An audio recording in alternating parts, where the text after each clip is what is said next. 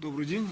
В сегодняшней лекции я показываю технологию управления, основанную на принципах совмещения, так скажем, соседних фракций информации, где под понятием соседней подразумевается, что вы, во-первых, определяете область, во-вторых, она может быть просто на восприятии как соседняя область. При этом на управлении область соседней может находиться достаточно далеко от геометрического уровня первой фракции, но тем не менее понятие соседней или близлежащей фракции информации является как определенным, так и воспринимаемым. И на таком принципе метод управления, который строится с учетом этой технологии, он строится следующим образом. То есть в первую очередь нужно определить область, которая является первичной, то есть что вы определяете как первичную область. То есть в этой технологии надо очень строго обозначить именно первичную область, что вы называете первой областью, по отношению к которой совершается действие. Эта область, она методологически определяется из следующих принципов. Первичная область должна быть сразу же целевым образом ориентированная область. Это определяется как либо информационная константа, либо вы просто задаете цель первичной области в управлении. Второе, первичная область является областью максимально приближенной для технологии духовного управления в фазе логического сознания. И третье, первичная область является управляющей областью по отношению к второй фракции, с которой будет происходить действие. Следовательно, первичная область уже содержит функцию управления второй фракцией информации. И исходя из этого принципа, принцип, например, макродоступа по макроспасению, он выглядит таким образом, что вы можете делать управление из единичной области, первично обозначенной. То есть, если в первичную область уже входит управление, которое характеризуется тем, что любая другая область управляема, то ясно, что из этой области можно сделать любое, в общем-то, управление по макродоступу в том числе. И в качестве самостоятельной работы рассмотрите, где здесь реализуется принцип духовного управления вот в такой вот постановке вопроса. Из логической фазы перейдите в духовное управление. Далее, когда вы начинаете делать управление, уже применяя понятие второй области, вы видите принцип расширения сознания в плане оптическом причем. То есть в оптическом диапазоне вы рассматриваете, как идет расширение, рост сознания. Своеобразный такой критерий можно привести, если, например, обращать внимание длительное время, как растет растение, то можно видеть, что существует восприятие закона роста растений. То же самое надо выявить в структуре собственного сознания и на духовном принципе определить позицию духа по отношению к практике роста сознания. В связи с этим здесь на самом деле структура выявления следующего звена, следующей фракции информации, переходит через понятие роста сознания по отношению к следующей второй фракции. Если вы рассмотрите, предположим, устройство организма и рассмотрите, например, функцию печени по отношению к структуре, например, желудка, именно функциональные свойства печени по отношению к морфологической структуре желудка, причем имеется в виду здоровая морфология желудка, то вы увидите, что функциональные системы, например, печени при такой позиции, они имеют в качестве, например, управляющей фракции, имеют, например, морфологическое состояние желудка, клеток желудка. И в связи с этим вы просто обратите внимание, что такой принцип, он может быть распространен на любое явление, включая явление внешней реальности. Например, вы хотите рассмотреть принцип такой, что когда ваше восприятие реагирует, например, на растение, то в этом случае как делать так, чтобы растение было управляемым? Если вы, например, делаете в общем-то, такой в понимании фракции оптического диапазона механический перенос духовного статуса, то так же, как вы можете управлять, например, движением пальца или, предположим, самочувствием в определенной степени, также вы можете управлять и, например, растением, да, внешней средой. То есть перенос духовного принципа, значит, на, значит, сопоставительное по управлению действие дает духовное управление, но уже физическими объектами. Предположим, можно управлять информационными объектами, тогда только духовная фракция управления будет более разреженная в оптическом диапазоне. В качестве диагностики это можно выделить фракцию управления информационными структурами, а можно физическими. При этом, значит, обратите внимание, что управление физическими структурами просто имеет в виду, значит, просто большую скорость в восприятии. В то время как управление информационными структурами можно делать, например, с меньшей скоростью работы в области восприятия. И вот теперь путем вот таких, ну, своеобразных звеньевых, что ли, наслоений я привел к тому, что я рассматриваю именно вторую фракцию, по отношению к которой происходит действие, то есть двуфракционное, например, да, управление информацией. Вот здесь вот сейчас основная суть данной лекции в этом фрагменте состоит в том, что в управлении через вторую фракцию первым уровнем становится именно структура роста духовной составляющей в управлении.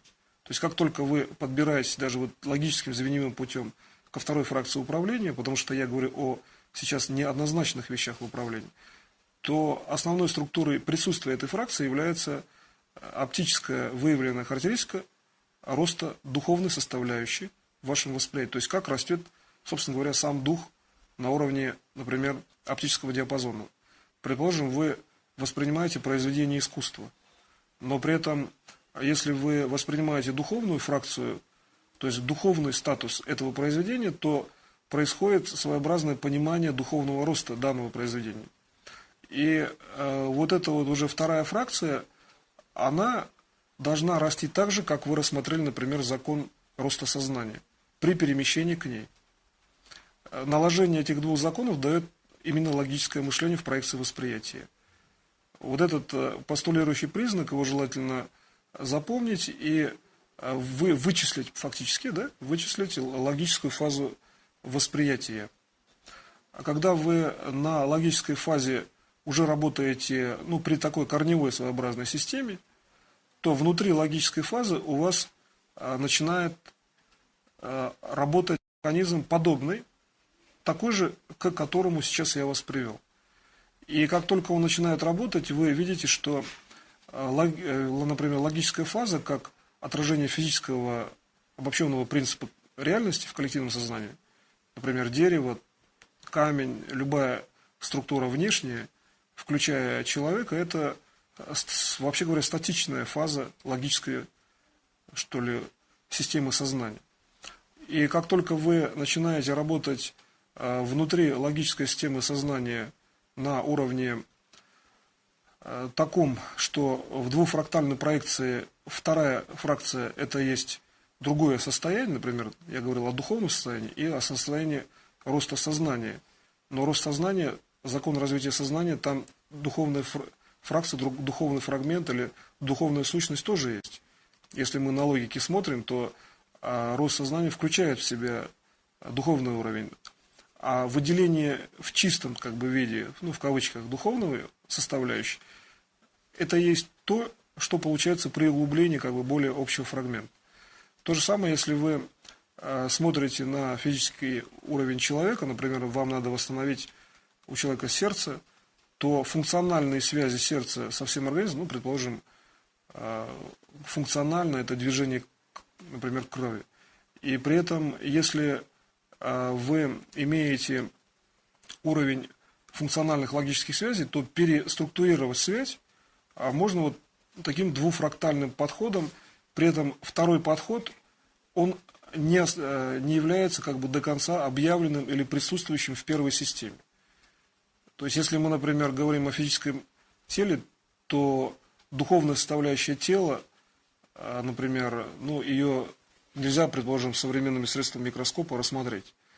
А если мы говорим о том, как строится тело на уровне духовных позиций, то мы можем сказать, что оно построено, потому что есть такая-то духовная составляющая. То есть, воспроизведя духовную составляющую из самой же себя.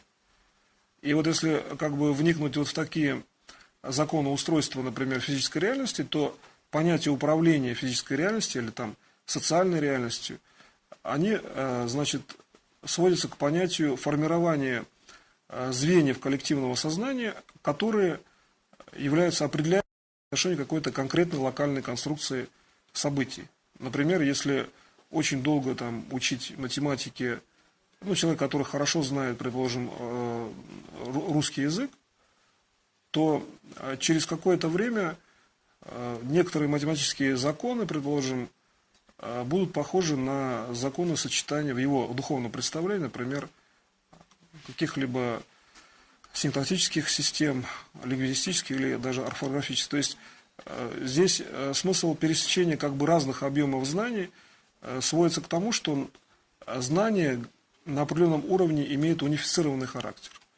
И вот когда вы переходите к такой структуре в коллективном сознании, то вы находите именно рычаговую точку в управлении, своеобразный такой небольшой рычаг, надавив на который можно получить большое управление. И вот эти вот рычаговые, так называемые системы в структуре коллективного сознания, которые я выявил сейчас в виде оптических элементов, например, не описал словами, значит, эти элементы являются управляющими по системе макроспасения. Эти элементы действуют в любом случае, и они всегда приводят к тому, что макрокатастрофа не совершается. То есть фактически речь идет о том, что сейчас мной выявлены на уровне восприятия в оптическом диапазоне, причем ну, своеобразные как бы области, частицы, так скажем, которые всегда обеспечивают при их активации, всегда обеспечивают то, что макрокатастрофа не происходит. Следовательно, технологический путь, вот, ну, которым я сейчас вот привел к тому, что эти частицы можно активировать, это есть, ну, своеобразный алгоритм подхода к этим как бы своеобразно таким фотонным, что ли, изображением восприятия. Это как частицы света они воспринимаются.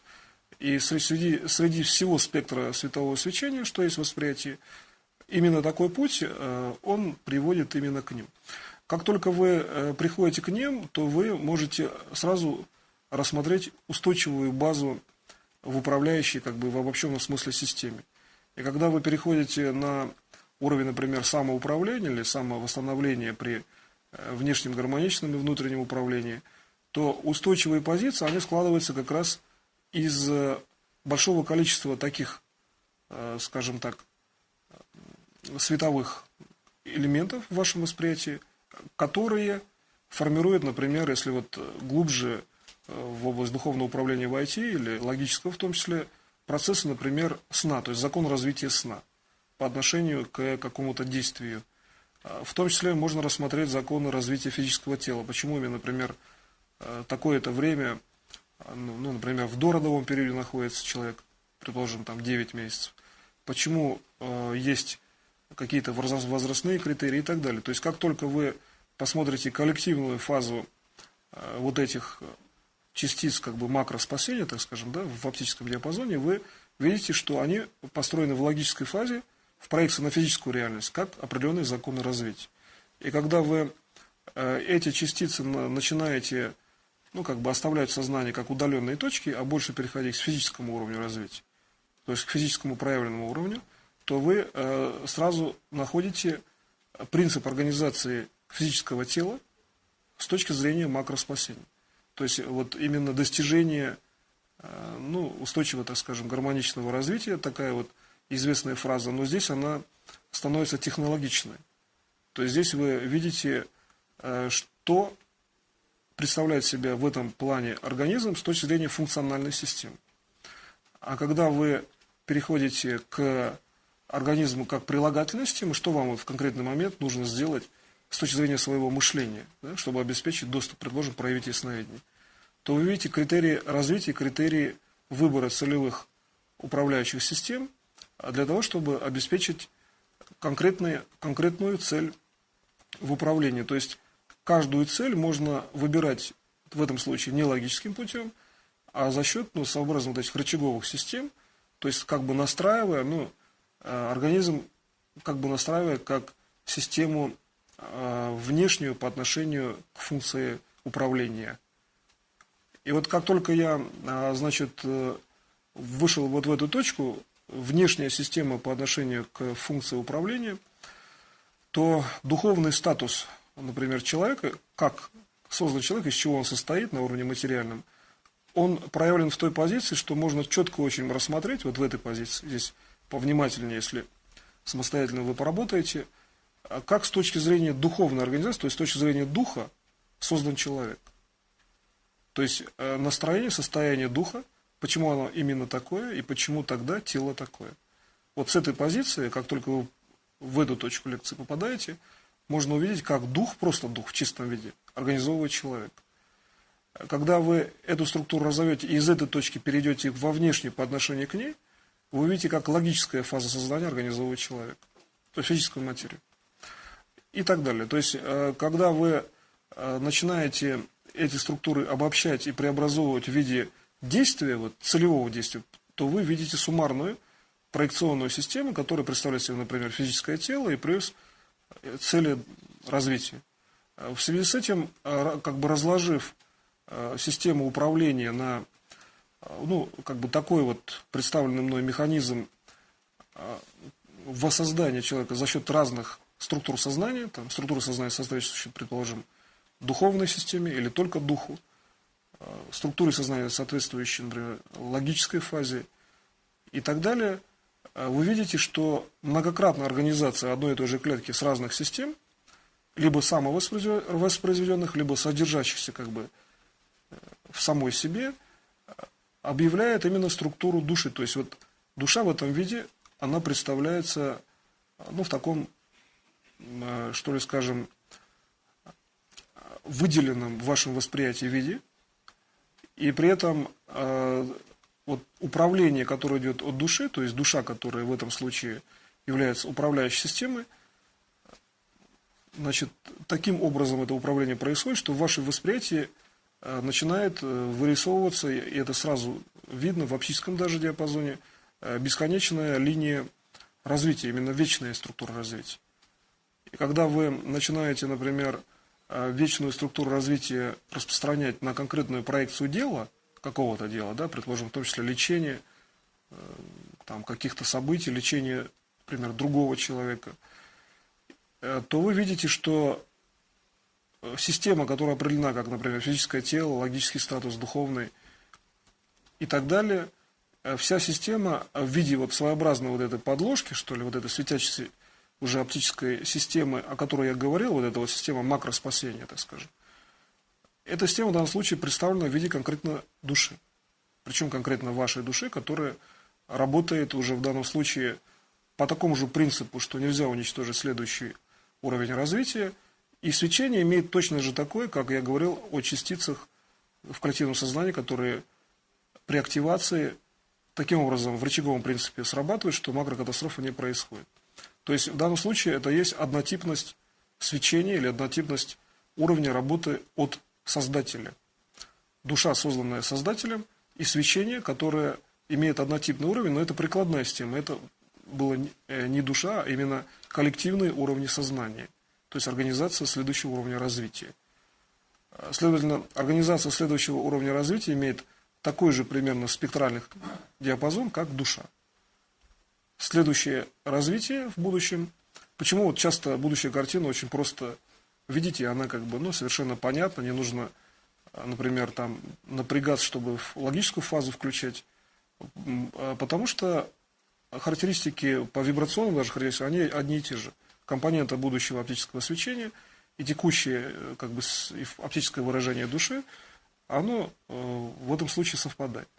И когда, например, вы делаете управление с этих позиций, то управление, например, по системе прямого доступа в любой уровень события, может быть достаточно простым. Достаточно оптический спектр управления душой вывести в управляющую систему, необходимую в конфигурации именно формы света в будущем, и просто как бы наложить, ну, сделать синхронизацию. Значит, ну, если в физических моделях это типа дифракционные решетки, а если в духовных моделях это просто делается логическое наложение по форме управления, и делается управление за счет знания функциональности, например, души. И когда вы рассматриваете, там, предложим то же самое опять произведение искусства, то спектр развития души, почему картина, например, там какая-то является вечной или скульптура? Потому что свечение было синхронизировано в данной вот концепции. И получается, что все время выражение сущности там, Творца, который причем поставил так события, что они синхронизированы с развивающимися событиями мира. И более того, эта картина еще накапливает опыт, и опыт еще и передает, поэтому к ней идут, да, в большом количестве, например, или скульптура. Что здесь вот это вот свечение, принцип вот наложения, который я сейчас отразил, посмотрите просто на полотнах, предложим, живописцев, таких великих, посмотрите, как отражена именно вот эта структура управления, где накопленный опыт уже как бы воссозданной, да, материальной средой передает позитивный статус, там, предложим, там, оздоровительный эффект при просмотре.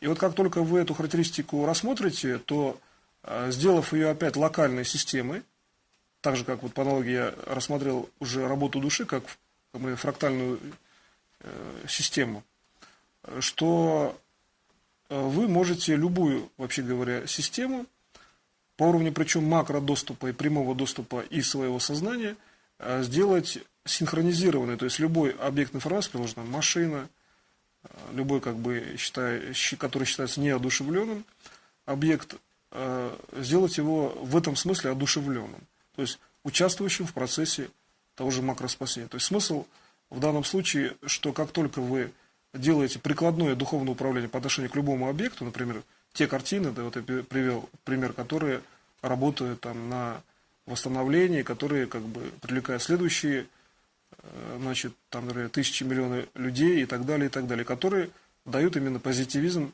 следующего статуса событий.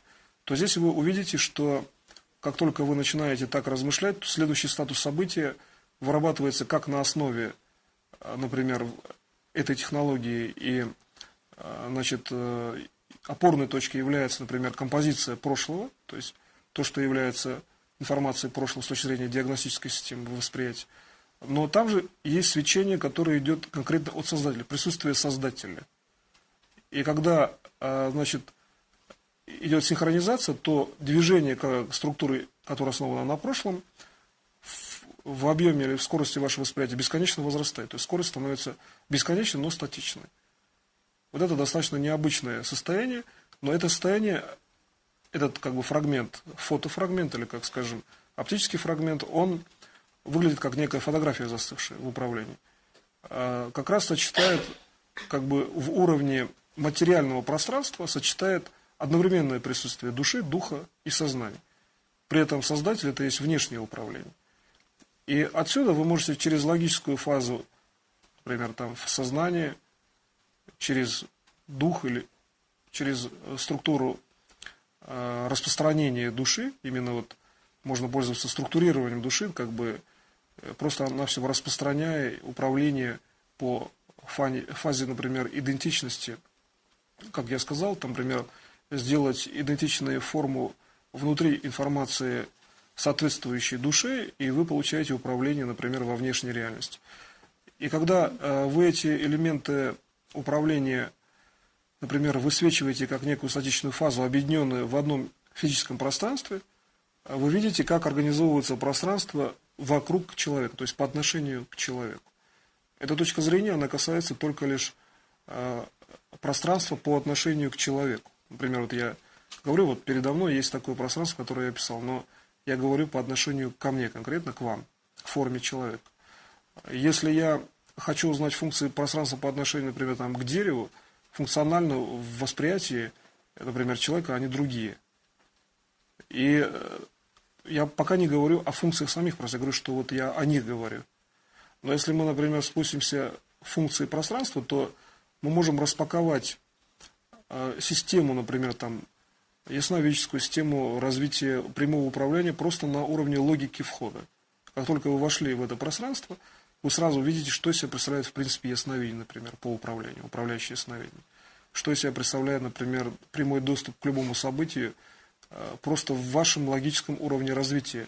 То есть идет синхронизация вашего логического уровня развития, то есть то, что вы представляете в виде логики, и то, что вы делаете, например, с тем, что есть прямое управление при таком тренинге.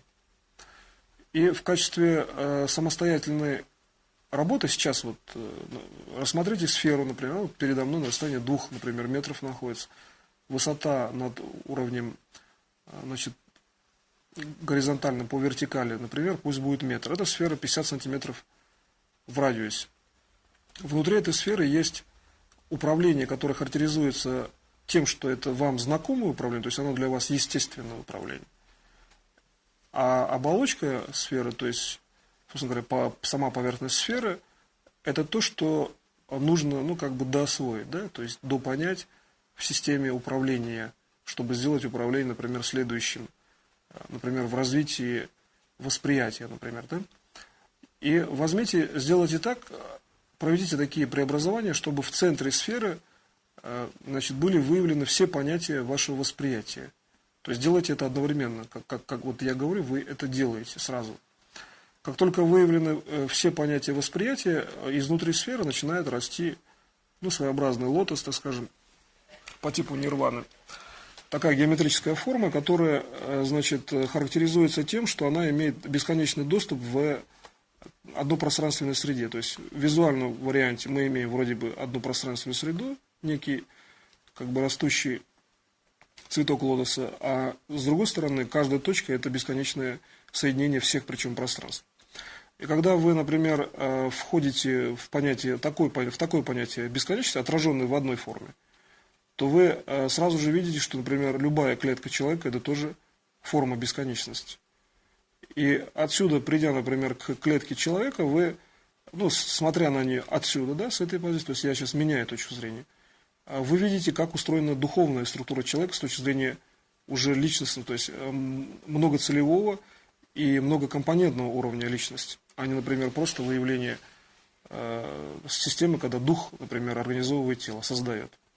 И когда вы наложите все-таки систему, когда просто дух создает тело, плюс вы смотрите многокомпонентную систему, то вы уже начинаете видеть работу вашей души, просто наблюдать.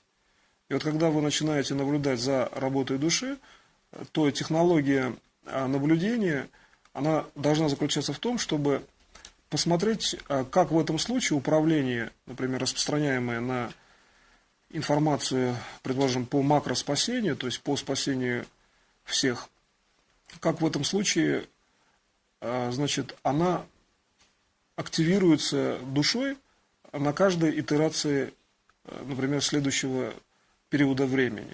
То есть вообще как душа делает эту работу в текущее время. И когда вы посмотрите эти системы, вы можете ей логическим уровнем помогать. То есть подводить фракталы информации, какие-то области делать более высвеченными, какие-то области, там, например, переводить в другую диспозицию управления и таким образом строить структуру управления на логическом системном уровне.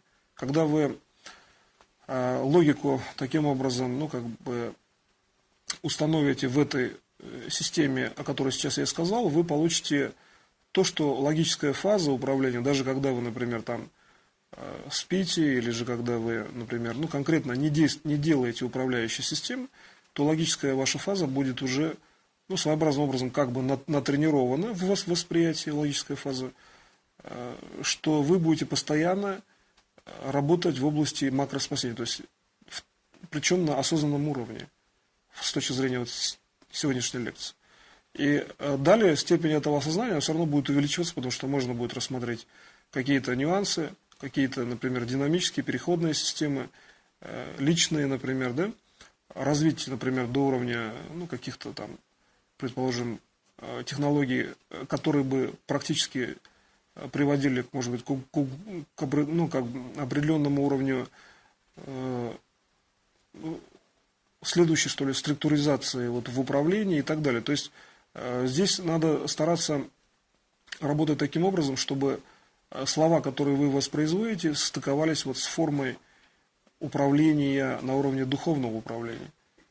Вот именно тренинг, который вот необходимо будет вести с логической фазой управления, состоит в том, чтобы слова, которые вы говорите на информации, стыковались с тем, что вы делаете в управлении на информации.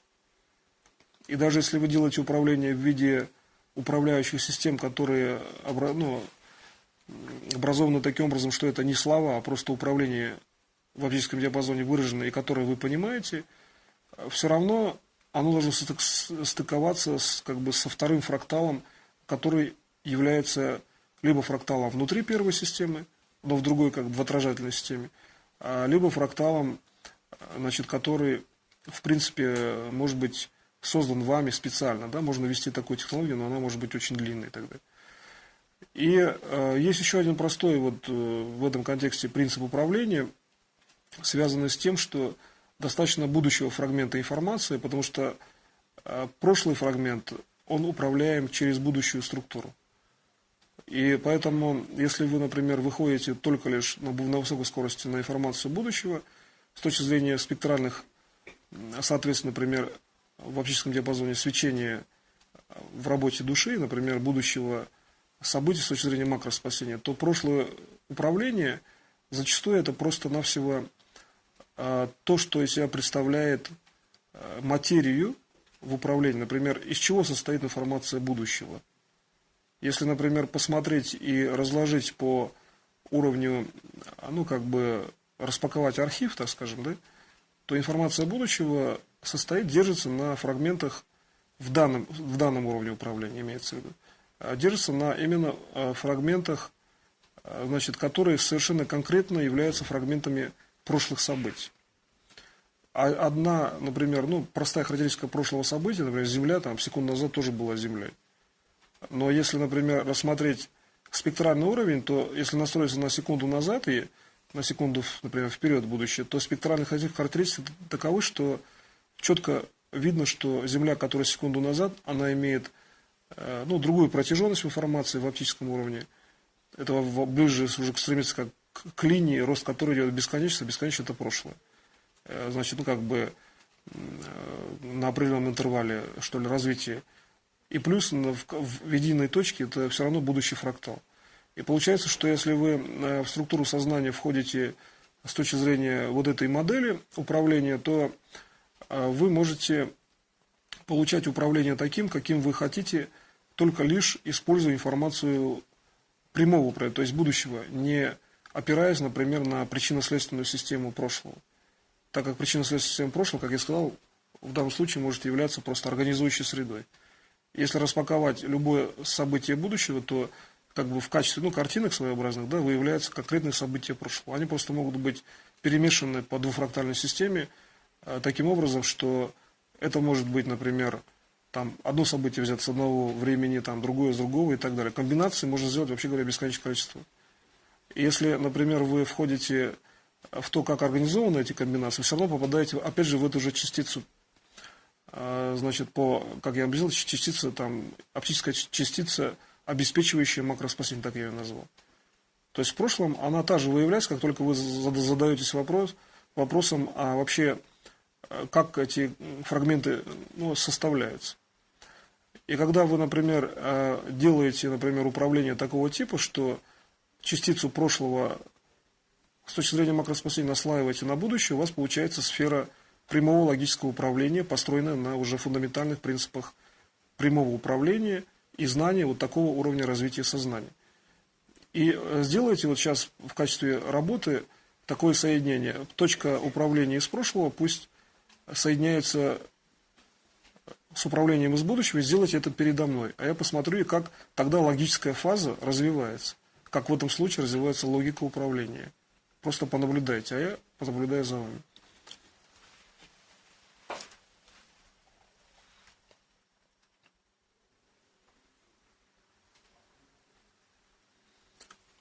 Если в данном управлении, прислушаться, к элементу следующего уровня в логическом развитии, то достаточно всем известная ситуация, что управляемая цель, то есть познание, например, какого-то учебного материала, эта цель становится проявленной, то есть материал становится известным или понятым, в том случае, когда вы все время налагаете, с точки зрения прошлых знаний, вы хотите получить, предположим, будущие знания. Да? Это достаточно простая логическая конструкция.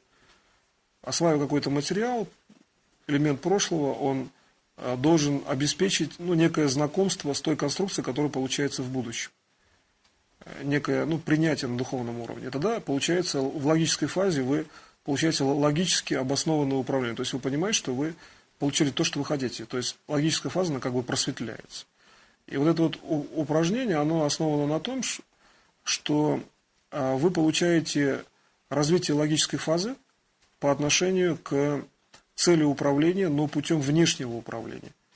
Как бы второй фрактальной среды. То есть позиция управления разделяется на управляющую среду, как таковую, которая может содержать второй фрактал и вторую область управления. Но в том числе вы можете управлять со второй области, которая не содержится в первой. Это иногда несовмещенное понятие. Или даже несовместимое. Но как бы здесь получается, что сразу же возникает столько характеристик, во-первых, в управлении, о которых я сказал, а во-вторых, вы можете получать, значит, управление такого типа, которое может обусловить в каждой итерации управления обязательную достижимость макроспасения. Как только вы как бы технологически изучаете эти структуры развития сознания, вы сразу же видите, что мышление, основанное на этих принципах, позволяет делать мысль как бы бесконечно устойчивой в каждой фазе существования. И если, например, эту мысль сделать очень устойчивой с точки зрения существования в прошлом событии, то можно также как бы проекционным свечением, как бы засвечивая фонарик, условно говоря, значит, где-то в прошлом далеко, вы можете делать так, чтобы освещение событий будущего было бы более устойчивым опять по двуфрактальной системе. И в качестве вот самостоятельного события, то, что вы можете самостоятельно сделать, сделайте такое управление, что, например, рассмотрите конструкцию управления какого-то, который вы хотите в будущем, значит, реализовать. И причем таким образом, что управление должно быть более устойчивым, потому что вы определенные визуальные системы, которые воспринимаете с точки зрения прошлых событий, их как бы насыщаете светом. Но вот обратите внимание, что можно просто, вспоминая фрагменты какой-то информации, делать их более насыщенными и получать более устойчивое управление в будущем, или получать, вообще говоря, управляющую конструкцию в будущем. То есть за счет того, что вы просто высвечиваете фрагменты информации прошлого. И таким образом постарайтесь собрать, значит, управление, которое будет реализовываться в будущем, и рассмотреть, как вообще тогда фрагменты все-таки прошлого сочетаются. Почему? То есть найти законы сочетания фрагментов прошлого с точки зрения того, что они являются законами в будущем, например, развитии. И постарайтесь, например, задавшись вопросом, если есть сила тяжести, через секунду она все равно существует. Вот эта связка через секунду, как она вообще реализуется? Вот с точки зрения этой технологии. То есть как обеспечить тогда, например, здоровье человека, да, если, предположим, он изначально рожденный в цель, он является здоровым, то следующую понять через секунду, это может быть конкретная технология, которая обеспечивает реальное здоровье с точки зрения вот организации материала по сегодняшней лекции.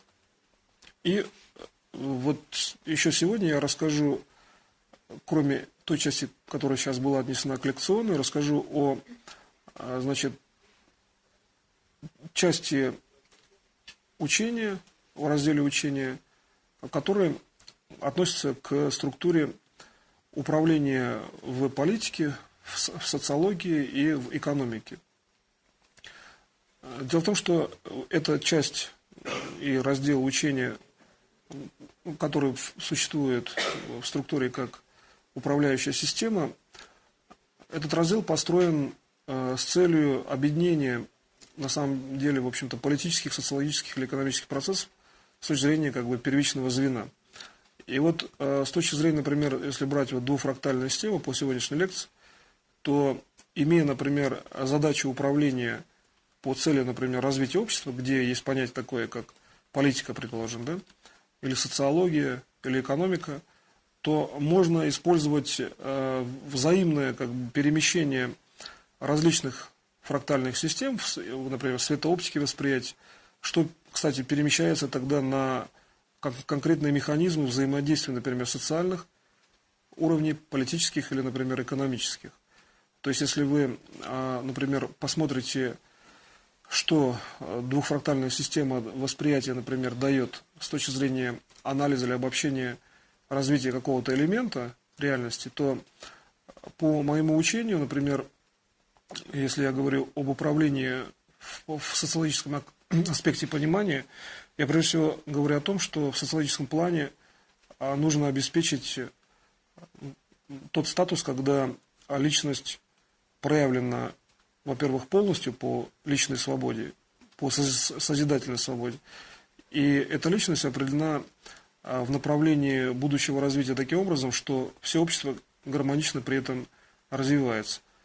Социологический статус как бы в двуфрактальном уровне или двуобластном уровне управления в данном случае проявлен в том, что когда личность, которая является частью, например, общества в информационном понимании, делает, например, личные задачи, тем не менее, как я сказал, что области могут быть совершенно автономны во фрактальных средах управляющих, может делать свои личные задачи, но при этом взаимодействовать с задачами общества по цели гармоничного развития. И когда совершенно свободная личность делает то же самое, что делает все общество в целях, например, вечного развития, то критерием в данном случае, именно укрепляющим или целевым критерием в социальном смысле является именно вечность развития, что дает конкретное сложение вот этих вот своеобразных, что ли, частиц, о которых я говорил, из которых строится, вообще говоря, информация. То есть критерий вечности в данном случае это социологический принцип направления развития, при котором вот двуфрактальная система, то есть и независимость, и исследование единства целей сочетается на идеологическом принципе, например, вечного развития. Если мы, например, рассматриваем принцип, предположим, политический, то политика в двуфрактальной системе строится таким образом, что политическое решение, например, одного ряда должно содержать, предположим, политическое решение какого-то следующего ряда или быть взаимно зависимым по, например, определенным целям. Да? Если тот, кто избирается на политическую роль, начинает ставить цели, то получается, что они должны сочетать в себе как предшествующие цели, политические в том числе, как-то учитывать, по крайней мере, так и создавать уровень следующего развития с точки зрения каких-либо процессов, которые личность, например, считает нужно объявлять. И вот в политическом уровне, так скажем, двупозиционная система, при которой целевая функция как бы в политическом уровне содержит также подструктуру первого уровня, с точки зрения моего учения, является именно тем уровнем развития политтехнологии в будущем, который обеспечивает уже на политическом уровне как единство целей, так и одновременно, как бы, прежде всего, то, что на политическом уровне человек является независимым, то есть он совершенно самостоятельно выбирает, что он, например, хочет и какую политическую систему он хочет строить. То есть при условии свободного выбора все равно развивается в политическом уровне совершенно конкретная, созидательная, как бы, политическая технология развития общества или политика развития общества, которая включает в себе как свободу, так и на основе свободы общий целевой план развития. То есть политика полной свободы, так скажем, можно определить. Созидательная политика одной цели, но полной свободы каждого политического компонента. Когда мы рассматриваем эту конструкцию, там вызревает сразу же уровень, который является как бы объемным уровнем внутри такой логически построенной словами фразы. И вот этот объемный уровень, он характеризуется тем, что там связи на самом-то деле бесконечное множество, но они в политической системе не выявляются, например, в виде конкретных часто предложений как бы технологического типа. И в связи с этим вот можно получить технологию из многомерных или многоситуационных моделей в политике, если мы просто отразим на известный уровень сознания, известный, то, что надо, например, вечно развиваться, и получать из неопределенных политических ситуаций совершенно конкретную пользу в каждой следующей итерации развития. То есть, независимо от того, кто стоит там, например, у власти, так скажем, да, какие политические течения, пусть это будет всегда полезно, например, обществу, людям. И кроме того, пусть это будет полезно там, природе, например, там, каким-то следующим уровнем, который будет воспроизводиться, например, в социальном смысле. И от чего зависит социальный статус развития. С точки зрения экономики, по моему учению, экономика распределена таким образом, так скажем, в сознание людей, что если,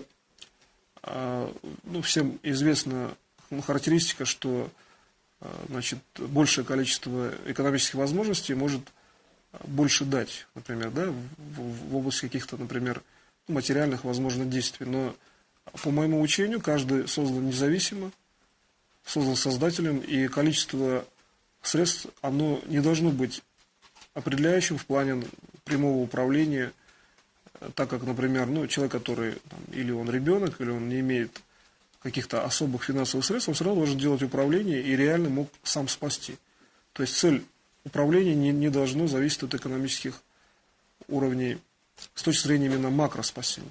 И вот когда мы начинаем стыковать это с тем, что происходит сейчас, например, в реальной системе, так скажем, где существуют как бы конечные факторы развития, в том числе даже государства, то экономический принцип, вот этой двуфрактальной системы состоит в том, чтобы то, что находится как подструктура вечного развития, то есть конечная система, например, развития государства, и в том числе как система, которая, например, обуславливает там следующий этап, да, своеобразная конструкция, опора, что дает развитие в будущем. Когда эти системы начинают работать именно как системы локальные, вот в двуфрактальной системе, это значит уже фрактал, то есть вторая система, которая не является управляющей, а управляющей является первичная система, все-таки та, которая построена на конструкции вечности, то здесь видно, что духовный статус, вот здесь можно уловить и рассмотреть, что есть духовный статус экономического развития, что достаточно, может быть, необычным в плане, применимости, да, к, например, каким-то совершенно частным локальным делам. Но на самом деле, как только выявляется духовный статус экономического развития, работает опять та же самая двуфрактальная система, где многомерная компонента духа, содержащая такую логическую информацию, но уже не на логическом, что ли, уровне, является правомерной в управляющей системе.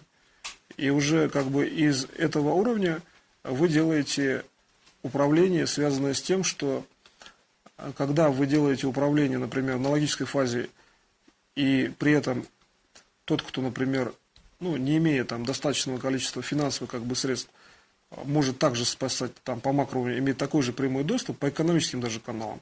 В социальной сфере это выливается в то, что существуют, например, в обществе такие уровни, что ли, распределения информации, когда каждый человек, пусть он не имеет достаточно средств, может повлиять на макросистему спасения. Своеобразные там, условно говоря, там структуры там при каком-то министерстве типа, предположим, МЧС. Или вообще независимо от государственной системы, узловые системы, где предоставляется информация, она обрабатывается и получается управление. То есть на логическом уровне духовный статус управления, он переводится в то, что финансовое обеспечение по свободе выражения не должно быть препятствием по макроспасению.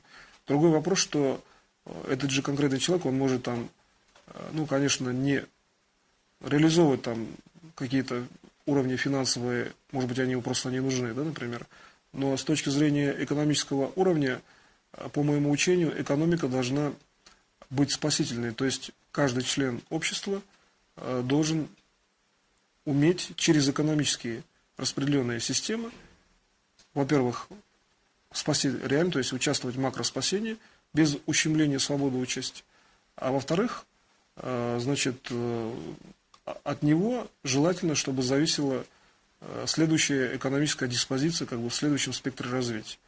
И опять же в двуфрактальной системе мы получаем с точки зрения такой экономики, что действие первичного целевого уровня определяет следующий фрактал, то есть следующий план развития. И тогда мы получаем при таком подходе как бы экономики, что ли, макроспасения, экономики устойчивого развития, что такие позиции, как, например, там, социологический аспект, политический или, например, экономический, они пересекаются просто в единстве цели, например, просто вот, например, духовная цель именно сознательного развития.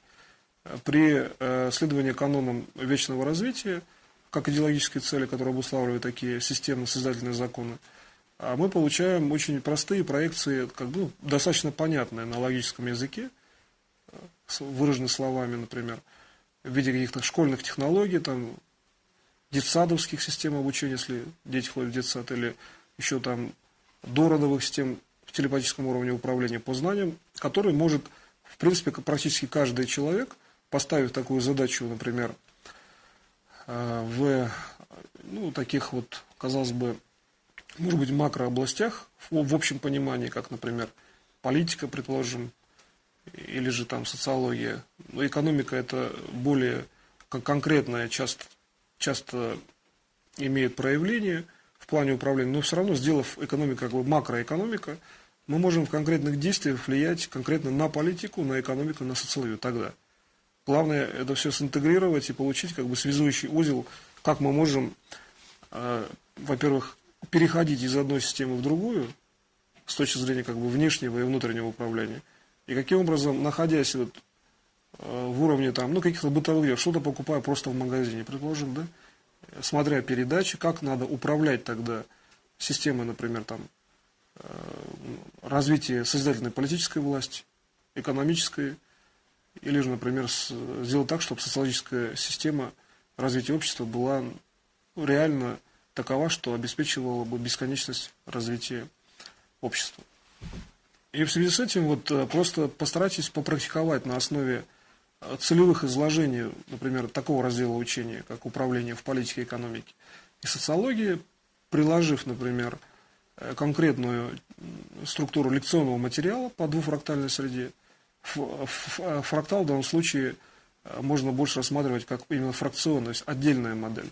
Но в том числе фрактал как самодвижущаяся система, состоящая из собственно воспроизведенных законов, во-первых, во-вторых, имеющие законы по отношению к внешнему, что ли, уровню наблюдения, то есть статичные законы. И когда вы посмотрите с этой позиции и зададитесь просто вопросом, как вот в этом случае делать управление, механизмы управления на духовном уровне, они станут сразу же, более проявленными, более известными, когда известна именно вот цель и известен механизм, который, казалось бы, был приложен просто в универсальном контексте, там не обязательно это только, предположим, управление в политике, предположим, да, или социологии, или в экономике. Это управление соотносимое к любому уровню целевого управления, включая восстановление здоровья. И создавая унификационные своеобразные переходы, вот, путем наложения световых даже масс, световых форм, вы сможете определить законы зависимости, например, как вообще можно выравнивать экономику страны, например, да, чтобы получить нормальное здоровье людей, как социологические критерии обуславливать с точки зрения вот системных законов, которые получаются путем наложения просто даже световых форм. Когда вы этот механизм уже имеете и получаете, например, конкретное подтверждение, просто на практике можно это сделать, там, при условии, что и реальность управляющая, она меняется достаточно динамично. То есть, прослеживая это в конкретной реальности, вы получите конкретные, во-первых, управляющие, состояния, что ли, которые позволяют вам реально участвовать во всех процессах макроуровня, включая экономические, социальные, политические, и при этом удостоверяться в том, как происходит на текущей итерации данное управление. Удостоверяться путем того, что вы, например, логическим, или диагностическим путем видите просто в реальности. Так что вот по двуфрактальной вот этой системе вы в качестве самостоятельной работы поучаствуете в системах такого макроуправления как бы в экономическом смысле, политическом и социальном, и постарайтесь получить именно адекватные результаты с точки зрения того, что вы наблюдаете, как управление меняет, например, и влияет на макросистему. То есть данное управление нужно обязательно отслеживать, что данное управление, пусть даже оно задевает, там, например, макрокритерии, там, предложим, там, в какой-то конкретной области нужно поправить положение дел, да, например, с вашей точки зрения, ну, в социологическом аспекте или в экономическом. Пусть это будут большие области, как бы макрообласти, сделайте управление с точки зрения, например, там, двухфрактальной системы и проследите, как происходит влияние, потому что по системе спасения и спасения всех, управление макросистемами ради спасения всех или там локальными системами, это в принципе в унифицированном плане одно и то же. Ну, с точки зрения как бы своеобразной силы или, так скажем, времени, которое нужно затрачивать на это управление. Главное, в этом управлении надо обязательно по возможности, особенно первое время, контролировать, что ваше управление именно реализуется по законам именно и задачам вечного развития. Как только вы начнете рассматривать, что такое происходит, вы сразу рассмотрите такую как бы координату, что ли, восприятия духовным, что свобода вашей личности, она такова, что становится больше, что ли, степеней свободы, коли уж вы можете влиять, например, на уровень макросистем, и из этого уровня посмотрите, как вот построить, с точки зрения, опять, двухфрактальной системы, как построить, например, управление, не обязательно только на экономику, там, политику, социологию, а построить на какие-то другие там системы, которые вас интересуют. То есть сделать своеобразный переход, перенос модели, но тоже на макросистему, опять же. Лучше желательно на макросистему. На этом я сегодняшнюю лекцию заканчиваю. Сейчас будет 15 минут перерыв, а затем ответ на вопрос.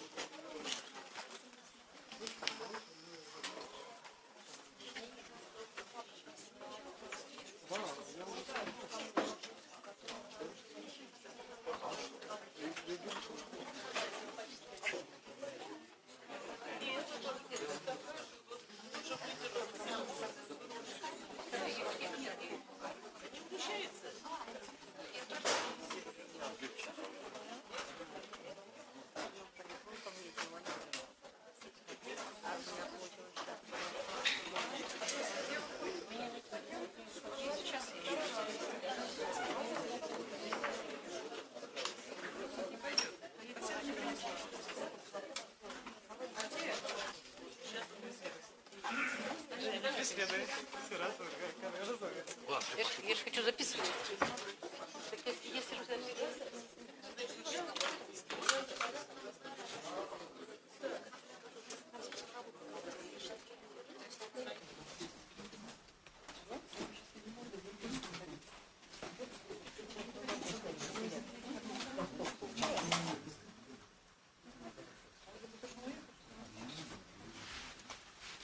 Я начинаю сейчас ответы на вопросы. Один из вопросов, который сейчас я выскажу, это вопрос несколько такой обобщенный. Он был передан еще ранее, и вот он касался того, что, значит, если мы имеем обобщенную систему управления, например, там различные принципы управления, различные методы, то как эти системы, например, там, пусть они в некоторых случаях частные, совершенно конкретные, переводить именно в унифицированную управляющую систему. То есть как сделать так, чтобы множество методов, принципов или систем управляющих работали достаточно быстро и, возможно, в некоторых случаях без особого, что ли, выдерживания именно алгоритмов, а больше, активировать духовную составляющую, которая и содержит основной опыт, который сразу же реализуется. Вот в чем смысл, я уже отвечаю на этот вопрос, в чем смысл, именно, что нужно осваивать много методов, желательно, что, создается уже духовная составляющая управляющая, которая реализует мгновенно, практически с бесконечной скоростью весь накопленный опыт. И вот принцип в управлении, в сочетании множества методов из способов этот принцип должен быть таким же, то есть аккумулировать цель управления как цель, которая выявлена, например, в оптическом, в том числе, диапазоне, или же в целевом, просто как вот ситуационном диапазоне. И эту цель таким образом аккумулировать, чтобы, значит, управление, идущее от духовного уровня, содержащего, например, максимальную информацию по опыту управления, это управление совершалось как бы с максимальной скоростью, с минимальным путем, например, оптическим и так далее. В связи с этим вот можно применить, опять же, двуфрактальную систему управления, то есть двуобластную систему. При этом первая область является такой, что она содержит на уровне развития духа вторую область, и управление совершается уже в динамике действия. То есть, если вы, например, обратите внимание на то, как вы делаете управление, ну, как бы по различным ситуациям на духовной основе, то практически все время присутствует некая работа, некое движение. Ну, одним словом, вы работаете всегда в движении, в основном, когда вы делаете, например, спонтанное, особенно быстрое управление. И тогда вот работа этой двуфрактальной системы выявлена как работа в динамике, то есть в стремлении, например, управляющего уровня от духовной системы к уровню целевых систем, то есть проявленная оптическая система, содержащая цель управления. И вот в динамике движения, не обязательно это будет светодинамика, не обязательно это распространение, например, оптического луча, а именно в осознаваемой динамике движения сделать управление по двуфрактальной системе можно таким образом, чтобы получить в области восприятия понимание процессов управления. То есть за счет понимания процессов управления сделать управление. И тогда вы будете, ну, удовлетворять целям, которые я обозначил. То есть прямое, во-первых, во-вторых, значит, ну, максимально быстрое управление, и в-третьих, динамичное управление. То есть добиться того, чтобы по технологии двуфрактальных систем уметь управлять практически на уровне только лишь понимания процесса. А так как есть технология, когда любой процесс может быть понимаем, то управление всегда может быть реализовано. По крайней мере, по уровню макроспасения это всегда. Значит, теперь следующий такой практичный вопрос, что, значит, здесь вопрос состоит в том, что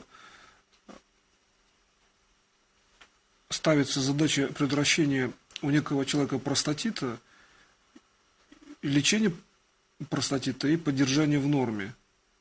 Причем так сформулирован вопрос, что поддержание в норме простаты у человека. И дело в том, что вот понятие предотвращения простатита, если говорить именно о простатите, например, и применять опять же двуфрактальную систему, то самый простой вариант, как бы во второй фрактал закладывать вообще отсутствие этой информации, например, да, самого простатита, и тогда понятие, ну, предотвращения состоит в том, что просто-навсего никак не акцентируется на этом внимание, то есть второй фрактал он как бы вообще отсутствует. Есть цель, сформулированная логически, а второй фрактал на управляющей системе, он не существует. То есть он является как бы целью уже отсутствия самого простатита. Если, например, выявлен простатит, то лечение, например, простатита по двуфрактальной системе, это, я считаю, может быть так, что первый целевой фрактал, да, норма простаты, и второй это будет, вообще говоря, в данном случае, посмотрите эту информацию более внимательно, ну, как бы в домашних условиях, в самостоятельной работе. Во втором случае это работа с позвоночником, то есть второй фрактал это информация организации позвоночника, как вообще позвоночник человека создается. И тогда происходит нормализация по двуфрактальной системе. А теперь третий вопрос, значит, поддержание, значит, в норме простаты у человека. Значит, дело в том, что если говорить о, ну, как бы системе, связанной с тем, что является, например, вот нормой, то есть норма после лечения, это когда отсутствие рецидивов, да, и норма, приводящая к полному излечению на условиях контрольного там срока после излечения, то есть когда нет рецидивов. или же норма, когда простотита не было. То есть разделение нормы опять по двуфрактальной системе сразу же надо учитывать, что существует два уровня нормы. Да? Первый – это часто при управляющей диагностике сразу происходит излечение. Тогда надо просмотреть, произошло ли излечение или просто была нормальная простата. В случае такого разветвления, то есть двуобластная характеристика и формация возникла, здесь как бы в области, которая является областью возможного рецидива, просто можно применить опять двуфрактальную систему, где второй фрактал – это есть уменьшающий как бы бесконечно малую точку уровень именно информации отсутствия рецидива, то есть сжатие рецидивов внутри первой области, где есть норма. И когда я, вот, например, объявляю слово фрактал, то есть то, что работает как бы само по себе, то здесь уровень управления, он сводится к тому, что две области, каждая из которых имеет как бы самостоятельный с точки зрения духовного аспекта уровень развития, этот уровень управления, он подразумевает такой же примерно уровень синхронизации со всеми внешними событиями мира или там внутренними событиями духовного плана, например, человека, что каждый элемент, он имеет собственный как бы алгоритм развития. И вот когда мы говорим о развитии, значит, двуфрактальной системы или там двуполюсной, двуобластной системы, то есть две области, которые имеют собственный алгоритм развития, и при этом могут иметь причем разный алгоритм, который самовоспроизведен ими же. Например, какая-то область имеет свой собственный алгоритм, который, вообще говоря, может вообще никак не соотноситься с первой системой. И вот на этом уровне я говорю о двуфрактальной системе. То есть в данном случае мы подразумеваем под системой, значит, именно второго фрактала, второй области, все-таки независимую саморазвивающую систему. Но при этом я на духовном уровне говорю, что в некоторых случаях второй фрактал, вторая область, или область, можно сказать, подмножество, является частью первого, то есть зависимо от первого, например, на духовной основе в эту информацию ставить. Тогда, как бы, работая в такой области, вы получаете многомерное управление, где увеличение количества как бы реакций, что ли, количество, ну, как бы, измерений, где измерения можно называть, например, структуру мышления, подход или же как бы, ну, многовариантность. Многовариантность возникает потому, что две равноправные и как бы бесконечно свободные системы делают общую систему управления. Получается, что здесь вы имеете как бы все векторы независимой системы работают, по большому счету, бесконечная итерация, работают на вашу цель. И получается, вот, что когда мы говорим о двуфрактальной системе и переносим это, например, на норму простаты, то здесь как бы бесконечную норму можно вводить именно из статуса, значит, нормы, которые именно из этих соображений работы двух областей, правильно в бесконечной области, именно в этой норме, значит, эти элементы, ну, проявлены, как бы, что проявлены не путем там зависимым, а именно путем свободных систем, так скажем. И здесь надо обратить внимание, что во фрактальных или там подобластных, подмножественных системах законные связи вот на духовном уровне вы устанавливаете сами. Если вы в оптике выявляете второй фрактал, например, вторую систему, то как они связаны? Либо полностью там независимым образом, либо частично зависимым от одного области от другой. Вы должны это делать самостоятельно. И вот в качестве сейчас самостоятельной работы возьмите, поставьте вот, например, проблему, которая существует в зале там, или вообще на планете, в мире, в виде одной сферы, да, и сделайте управление по нормализации. И возьмите вторую сферу, как бы второй фрактал, сделайте, чтобы второй фрактал, вторая сфера, это было бы управление устойчивости. И тогда посмотрите, вот как первая сфера зависит от второй или нет, где они пересекаются. В каждом конкретном случае. Если это весь мир, если это частная проблема, или задача зала сегодняшняя. Задача всех слушающих, например, данную лекцию. Посмотрите, как меняются зависимые системы, то есть связь со второй сферой. Как меняется ее, например, расположение по отношению к первой. Сейчас поработайте, а я понаблюдаю.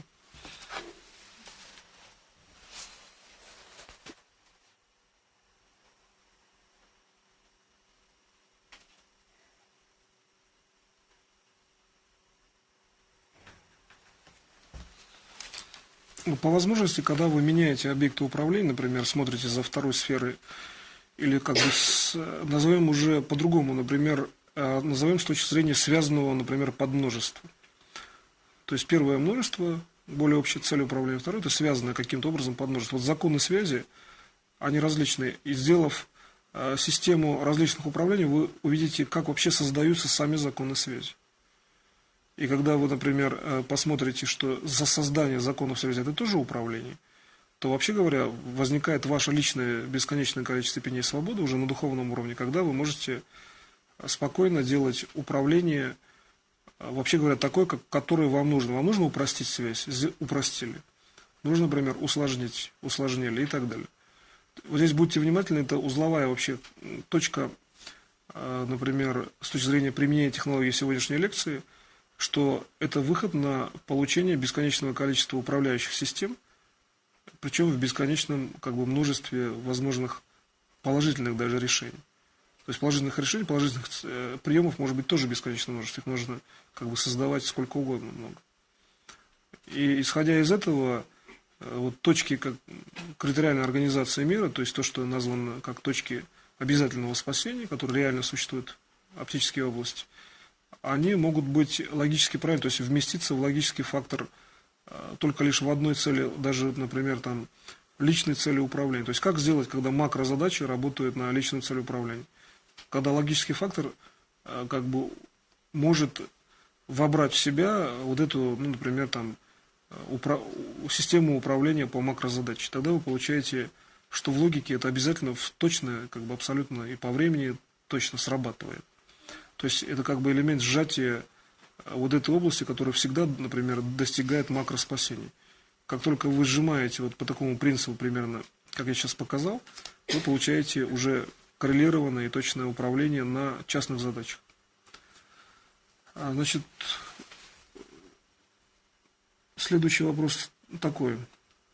Каким образом на уровне клетки генов выносить истинную информацию от создателя и убирать, например, в скобках очищать от искаженной информации клетку или геном?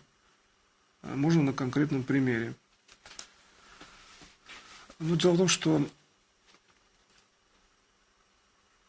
если мы рассматриваем клеточный уровень, например, геном человека в комплексе, и не обязательно только человека, то когда мы говорим о том, что, например, мы хотим так сделать, как от создателя это должно быть, с точки зрения критериальных систем, то нужно лучше всего в данном случае рассмотреть уровень организации клетки самой от создателя, например, гена. И если это организация гена, то, например, в первом фрактале первого уровня приближения к восприятию рассмотреть в духовном именно плане приближения, рассмотреть, значит, то, что все понятно, то, что выделить фракцию, которая означает, что понятно про эту систему, по крайней мере, в той степени, в которой с этой скоростью сразу видно. Есть на духовном уровне знание о том, что содержится, например, в информации. Но, может быть, не все сформулировано в виде слов и не разложено, например, на логику управления, именно на логический статус. Далее, значит, вы информацию, которая так выявлена, соотносите с логическим статусом, что на логике есть информация от создателя. Критериально она очень часто просто видна, что есть норма событий, есть норма здоровья, и, например, нормой является вечное развитие.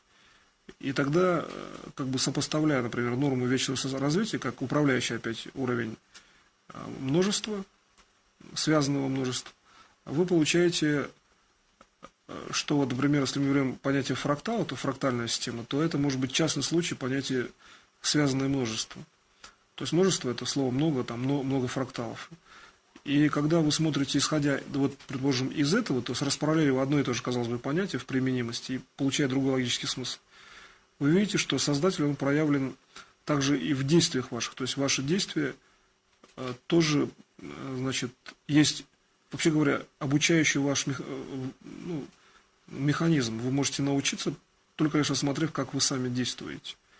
Обратите внимание, ответ на этот вопрос, вот я по характеристике веду очень здесь, ну, как бы с многократным наполнением, что ли, смысловых оттенков специально вот так делаю, чтобы было видно, что создатель присутствует там, где, например, происходит действие от управления, может быть, очень далекого.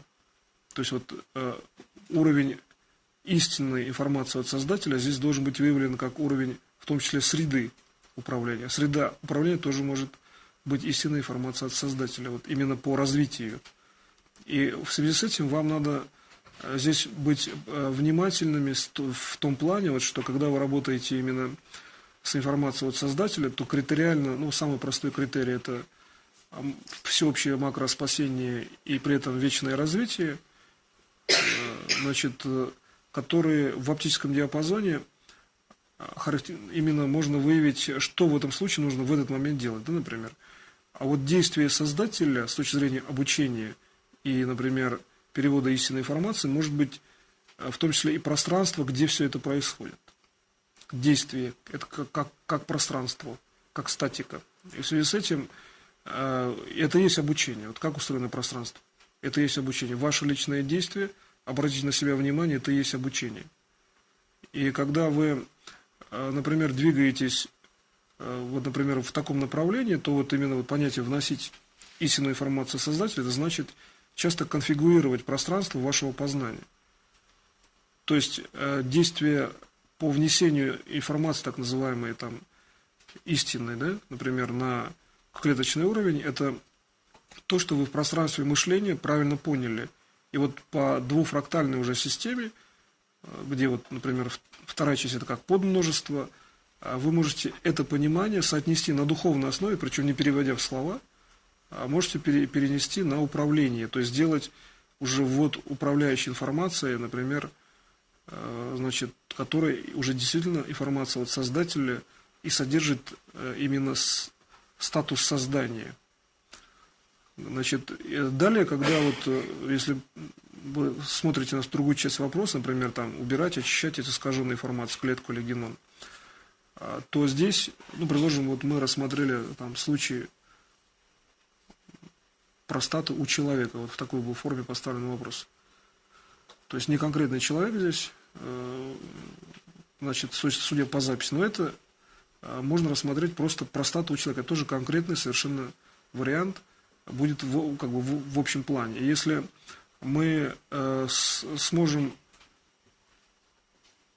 рассмотреть вот этот случай с простатой, о котором мы сказали, что он может быть, там, простата может быть здорова, например, или там ее надо восстанавливать, или просто как бы профилировать, то этот случай как раз вот о простате содержит как бы разные системы, значит, с точки зрения двуфрактальной, например, системы. Одна управляющая, например, норма, а вторая там восстанавливающая, и следующее содержание нормы это как бы подсистема восстановления, да, или подсистема профилирования событий. То есть фрактал начинает разделяться. У вас возникает своеобразная цепь типа там ДНК. И, в общем-то, геном человека можно получить, исходя из просто анализа, как бы, вообще говоря, любой клетки, с точки зрения, опять, например, же многофрактальной среды, это когда вы следующую область делаете зависимой, взаимосвязанной. И, используя, например, термин «взаимосвязанное множество», вы получаете, что вот понятие вот очищать от искажения или там убирать искажения, это понятие, это есть просто лишь навсего синхронизированное, то есть соответственно направлено, так же, как делает создатель, ваше действие. То есть действие, которое такое же, как делает создатель по системе, там, например, создания, восстановления. И тогда вы получите, что это управление не внешним объектом получается, а только лишь ваши истинные там, правильные действия, например, духовная правильная направленность. Это уже очищает клетку, там, например, людей, которые вокруг вас проходят или восстанавливают их геном. Или же вы специально это делаете, например, там есть какие-то вопросы, которые говорят о том, что это надо делать. И в связи с этим вот если мы возьмем, например, да, конкретный пример, там, простату, случай по простате, так скажем, да, причем такой обобщенный, там, без указания конкретного человека.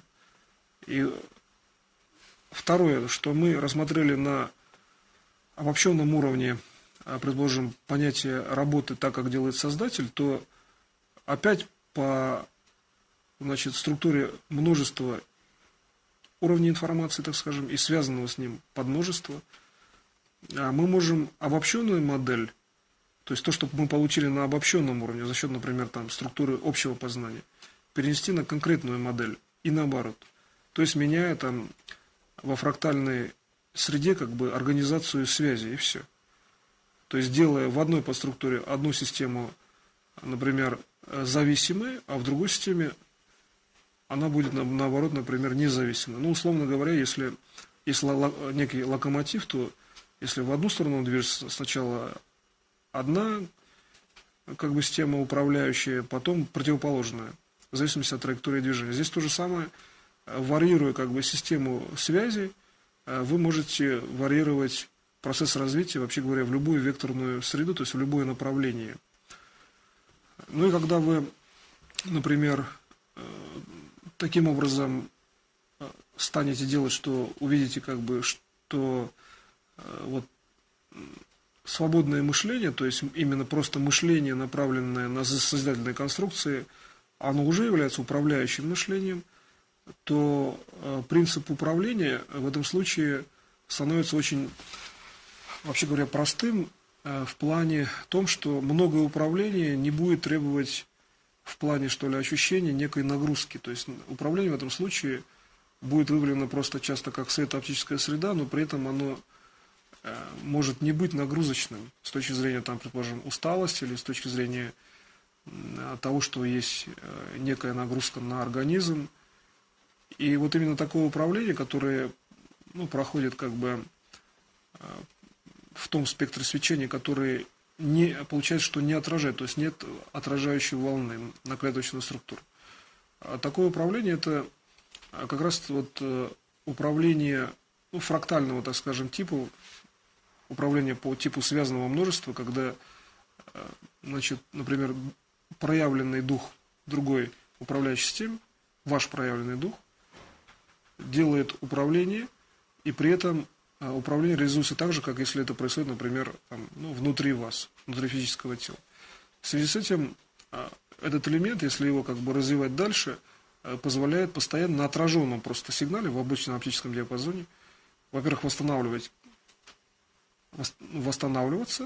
и восстанавливать, получается, себя, а во-вторых, одновременно восстанавливать там всех других или конкретно кого-то, и при этом не иметь как бы понятия там перетока информации или притока, а делать только на именно вот этой точке, в этой области, в этой частице макроспасения, активация которой в любом случае приводит к обязательному спасению, ну, по цели, например, конкретного управления. Если вам нужно, вы активируете и делаете так, что, значит, она работает по направлению к какому-то уровню мышления. Предположим, вы посчитали, что ее надо заактивировать. Тогда вы на нее вышли, проактивировали, но работа в этой частице дает только общий статус улучшения. Вот обратите внимание, что есть это формирование того пространства, где все всегда становится лучше. То есть там нет отрицательного, например, статуса развития.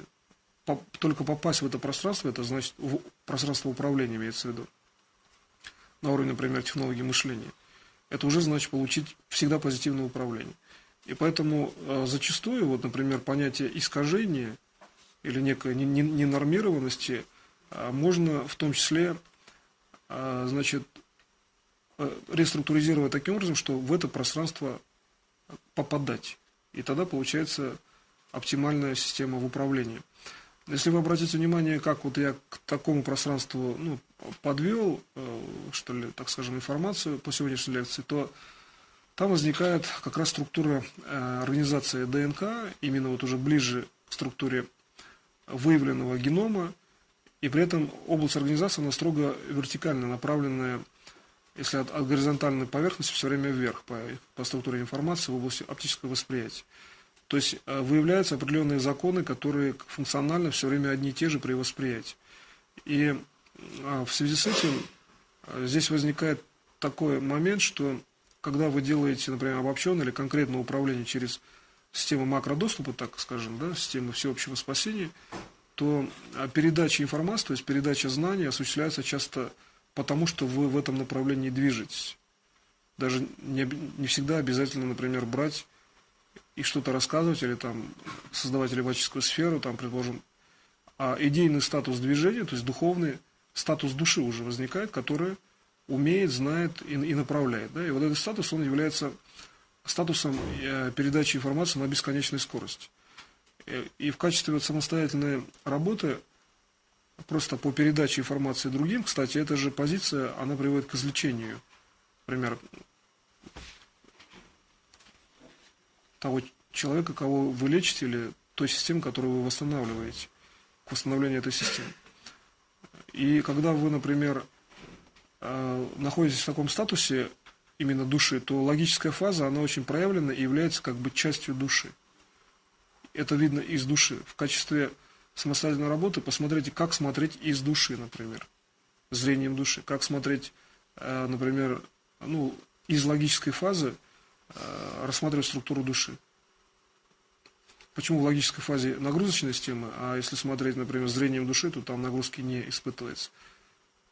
Так как бы в одной точке находится и структура бесконечная, и одновременно получается локально конечная, правильно предложим, в клеточном составе.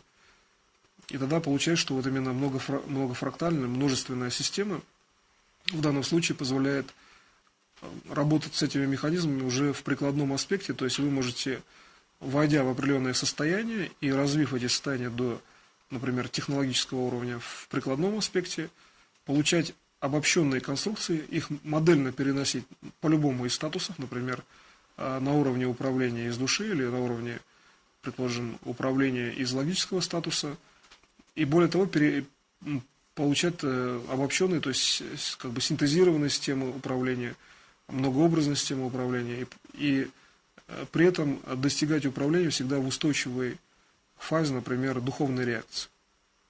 Как только вы приходите в устойчивую фазу духовной реакции, значит, вы контролируете макроинформацию. Причем контроль происходит лично от вас. И когда вы этого статуса добиваетесь, то вы, вообще говоря, значит, во-первых, реально участвуете в управлении по макроспасению, во-вторых, вы технологически обеспечиваете, определенную платформу для следующих действий. На этом я заканчиваю сегодняшнюю лекцию, включая ответы на вопросы.